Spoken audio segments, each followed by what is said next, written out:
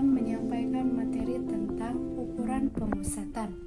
Dasar teori dari ukuran pemusatan itu sendiri adalah untuk mendapatkan gambaran yang lebih jelas tentang sekumpulan data mengenai suatu hal pada sampel atau populasi.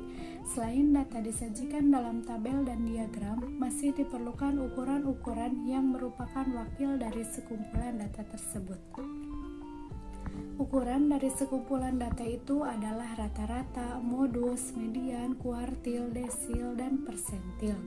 Ukuran tersebut dapat berupa data yang tidak berkelompok atau berkelompok. Data tidak berkelompok adalah kumpulan data yang tidak disebut dalam tabel pada kelas-kelas tertentu. Sedangkan data berkelompok adalah kumpulan data yang sudah disusun dalam tabel distribusi frekuensi. Yang pertama ada rata-rata atau rataan atau nilai tengah.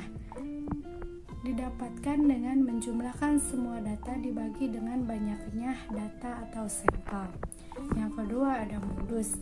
Modus menyatakan fenomena yang banyak terjadi atau paling banyak terdapat. Disingkat MO, tidak semua sekumpulan data mempunyai modus. Bila dalam sekumpulan data permunculannya sama semua, maka tidak ada modusnya. Median merupakan nilai sentral dari distribusi frekuensi. Secara teoritis, median dibagi menjadi data hasil pengamatan menjadi dua bagian yang sama banyaknya. Untuk sampel berjumlah ganjil, setelah data disusun menurut urutan nilai, maka median yang sama dengan data yang terletak di tengah. Untuk sampel berjumlah genap, setelah data disusun menurut urutan nilai, maka median sama dengan rata-rata. Hitung 2 tengah. Rumusnya yaitu ME N tambah 1 dibagi 2. Yang keempat ada kuartil. Kuartil adalah sekumpulan data dibagi menjadi 4 bagian yang sama banyak. Setelah data disusun menurut urutan nilai, rumusnya yaitu KI sama dengan I N tambah 1/4. Terus ada desil.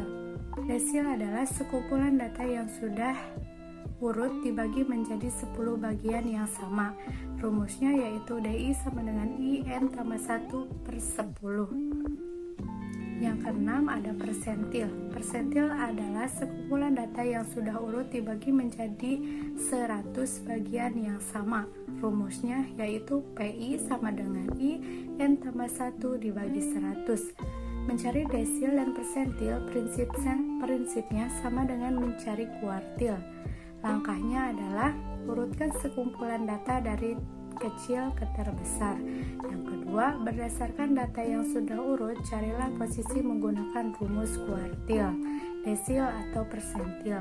Yang ketiga yaitu posisi akan menentukan nilai yang dimaksud, yaitu pada kisaran tertentu dari nilai yang didapat.